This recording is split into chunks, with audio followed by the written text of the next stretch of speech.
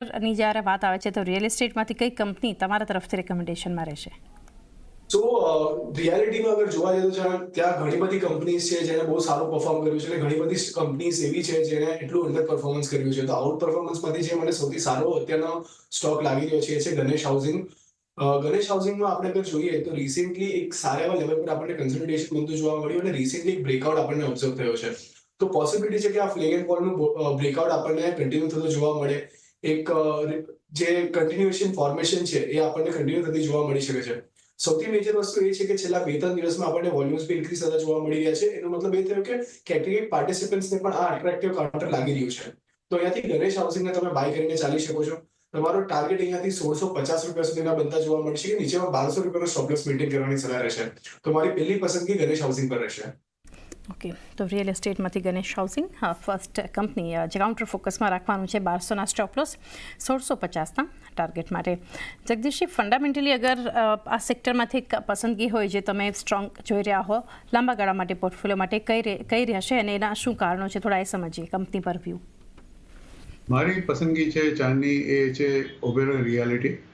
અત્યારે ભાવ છે એનો લગભગ 2265 રૂપિયાની આસપાસ. ઓલ ટાઈમ હાઈ ગયો છે 2343 રૂપિયા. આ કંપનીના અત્યારે તમે ઓર્ડર બુક જુઓ, એના ફંડામેન્ટલ્સ તમે જુઓ, એ લગભગ 63-64ના EPS પર અને 35-36ના પ્રાઇસ ટુ અર્નિંગ રેશિયો પર આ શેર ટ્રેડ કરે છે. તમે એનો ડેટ ઇક્વિટી રેશિયો પણ આ કંપનીનો જોશો તો એ 2022માં લગભગ 0.27 હતો, એ ઘટીને અત્યારે 0.18 થઈ ગયો છે. અને તમે જે નોર્મલી એક જે કંપની પોતાના શેર પ્રમોટર પ્લેસ કરતા હોય છે એ બહુ અગત્યની વસ્તુ છે for getting the loan for the construction. તમે જુઓ તો આ પર્ટિક્યુલર કંપનીનું total pledge of the shares for the banks and other financial institutions is less than 25%, which is considered to be definitely good. એના તમે ઓપરેટિંગ પ્રોફિટના પણ તમે રેવન્યુના પણ આંકડા જોશો યર ટુ યર તમે તો લગભગ revenue has been increase almost by 8.42% and operating profit has gone up by about 27.51%. Profit before tax is about almost 31% and profit after tax is almost 30%.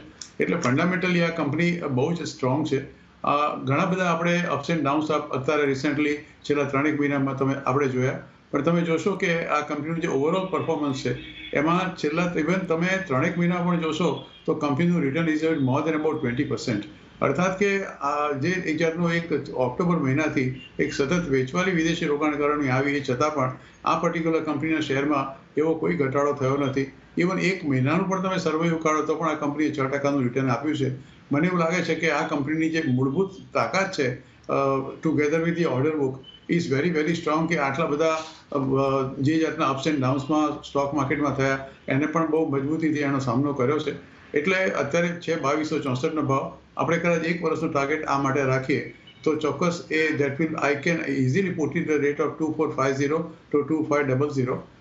Of course stop loss રાખવાનો રહેશે કારણ કે 1 વર્ષ પહેલાનો ભાવ 1275-80 રૂપિયા હતો, 1 વર્ષમાં ડબલ થયો છે એટલે સ્ટોપ લોસ રાખવો બહુ જરૂરી છે. Stop loss will be 2175. Okay, તો ઓબેરોય રિયલ્ટી જગદીશજી તરફથી અહીંયાથી રિયલ એસ્ટેટ માટેનું રેકમેન્ડેશન છે 2175. સ્ટોપ લોસના લેવલ ધ્યાનમાં રાખો. ઉપર 2450 અને 2500 સુધીના આ ટાર્ગેટ જે છે આપણને દેખાડી શકે છે. વિરાટ, આપની પાસેથી જાણી આ સેક્ટરમાંથી અગર બીજું કોઈ કાઉન્ટર હોય ગણેશ હાઉસિંગ સિવાય તો એ કયું હશે? સેકન્ડ જે કાઉન્ટર છે એ છે અનંતરાજ લિમિટેડ. અનંતરાજ લિમિટેડને બી આપણે જોઈએ તો છેલ્લા ઘણા સમયથી આપણને કન્સોલિડેશનની અંદર ટ્રેડ થતો જોવા મળ્યો હતો. મિડ સપ્ટેમ્બરથી લઈને મિડ ડિસેમ્બર સુધી આપણે એક સારું કન્સોલિડેશન આ કાઉન્ટરમાં ઓબ્ઝર્વ કર્યું છે અને એ 3 મહિનાના કન્સોલિડેશન બાદ આપણને ફરીથી એક પોઝિટિવ સાઇડનું મોમેન્ટમ બનતું જોવા મળી રહ્યું છે. નો ડાઉટ અત્યારના આજના દિવસમાં હલકું કરેક્શન આપણને હાયર એન્ડ એક પ્રોફિટ બુકિંગ આપણને બનતું જોવા મળી રહ્યું છે. પરંતુ આ કાઉન્ટર એવું છે કે જ્યાં તમે હર ઘટાડે પણ બાય કરીને ચાલી શકો છો અને કરંટ લેવલ પર પણ ઘણો અટ્રેક્ટિવ લાગી રહ્યો છે. તો પોસિબિલિટી છે કે આપણને આમાં પણ પુશ બનતું જોવા મળે. વીકલી ચાર્ટ પર પણ જોઈએ તો વીકલી ચાર્ટ પર પણ સારી રીતના મોમેન્ટમમાં સ્ટોક અત્યારે ટ્રેડ થતો જોવા મળી રહ્યો છે. હાયર હાયરની ફોર્મેશન ફોર્મ થઈ રહી છે.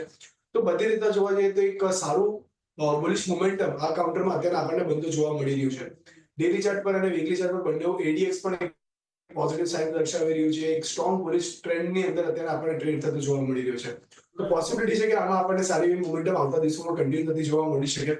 અહીંયા આપણે 820ની આસપાસના સ્ટોપ લોસને મેન્ટેન કરવાનું રહેશે અને ઉપરમાં તમે 1100 રૂપિયાના ટાર્ગેટ માટે ખાસ ધ્યાનમાં રાખી શકો છો અનંતરાજને. ઓકે, તો અનંતરાજ લિમિટેડ એક બીજું કાઉન્ટર જે ધ્યાનમાં રાખવાનું છે વિરાટ તરફથી 820નો એક સ્ટોપ લોસ અને ઉપર 1100 સુધીના આ ટાર્ગેટ દેખાઈ શકે છે. સિવાય જગદીશજી, આ સેક્ટર પર આપણે વાત કરી, પરંતુ ઓવરઓલ જ્યારે હવે અર્નિંગ્સની એક શરૂઆત આપણે જોઈ રહ્યા છીએ અને ઘણી બધી એક અપેક્ષા પણ બનતી દેખાઈ રહી છે, અને એની સાથે સાથે આપણને કંપનીઓ દ્વારા બિઝનેસ અપડેટ્સ પણ રિયલ એસ્ટેટની અગર વાત કરીએ તો એ જોવા મળી હતી. તો અગર ક્વાર્ટર 3 એક્સપેક્ટેશન્સ હોય સેક્ટર પાસેથી, નંબર્સને લઈને આગળ કંપની કઈ રીતે જાહેરાત કરે છે, શું આઉટલુક ને ગાઈડન્સ કંપની દ્વારા શેર કરવામાં આવે છે, તો તમે કઈ રીતે એક અપેક્ષા રાખી રહ્યો છો કે આ ત્રિમાસિક જે છે રિયલ એસ્ટેટ માટે કઈ રીતનું રહી શકે, કેવી જાહેરાત થઈ શકે છે? મને એવું લાગે છે ચાંદની કે આ ત્રિમાસિક જે પરિણામ આવશે ફોર 2024-25 એ હું નથી માનતો કે it will be very encouraging definitely, કારણ કે આખો એ ત્રિમાસિક ગાળો આમ તમે જુઓ તો COVID-19 પછી છેલ્લા 4 વર્ષમાં કદાચ સૌથી એક મોટું નેગેટિવ રિટર્ન કોઈ જગ્યાએ મળ્યું કોઈને, તો એ કદાચ આ પર્ટિક્યુલર ક્વાર્ટરની અંદર જ મળ્યું છે. લગભગ 4 વર્ષ સુધી આપણે કોવિડ પછી એક ધારી તેજી જોઈ, કરેક્શન્સ પણ આપણે અપ્સ એન્ડ ડાઉન્સ પણ જોયા. રશિયા યુક્રેન વખતે પણ બજારમાં અપ્સ એન્ડ ડાઉન્સ ઘણા હતા. ગાઝા વોર વખતે પણ ઇઝરાયલની વખતે એમાં પણ માર્કેટ અપ્સ એન્ડ ડાઉન્સ જોયા. પણ અત્યારે છેલ્લા 3 મહિનામાં જે વિદેશી રોકાણકારોની સતત વેચવાલી છે, તમે જુઓ છો કે ઇવન છેલ્લા 4 દિવસમાં 12,000 કરોડનું કેશમાં એ લોકોએ વેચાણ કર્યું છે. અને જ્યારથી આ એક એનાઉન્સમેન્ટ થયું છે અમેરિકાના પ્રેસિડેન્શિયલ કેન્ડિડેટના વિનિંગનું, ડોનાલ્ડ ટ્રમ્પ સાહેબનું, ત્યારથી બજારમાં થોડી ઘણી અફડાતફડી વધારે થઈ ગઈ છે. ડોલર ઇન્ડેક્સ મજબૂત થઈ ગયો છે અને રૂપિયો નબળો પડ્યો છે. આ ઘણા બધા ફેક્ટરો કામ કરતા હોય છે. મને એવું લાગે છે કે overall performance for the third quarter of this companies may not be as per our expectation. થોડું ઘણું ચોક્કસ એ નીચે તરફ આવશે. મારું એક જે પોઝિટિવ પાસું જોઈ રહ્યો છું એ સરકારના પોતાના કેપેક્સનું. એ જે સરકાર પોતે કેપિટલ એક્સપેન્ડિચર કરવા માટે જે એ લોકોએ બજેટ આવ્યું જુલાઈ મહિનામાં ઇલેક્શનના રિઝલ્ટ પછી, એમાંથી લગભગ મોટાભાગનો ખર્ચો સરકારે કર્યો નથી. 31 માર્ચ 2025 ડેડલાઇન હોય છે, નહીં તો પછી એ લોકોએ અગેન ફરીવાર પરમિશન લેવી પડતી હોય છે. દરેક ખાતામાં ઇન્સ્ટ્રક્શન પણ આપવામાં આવી છે કે તમને જે કેપિટલ એક્સપેન્ડિચર એલોટ કર્યો છે તમે એનો ખર્ચો તાત્કાલિક કરો. એટલે last quarter of this 2024-25 it definitely will be much better for the real estate companies.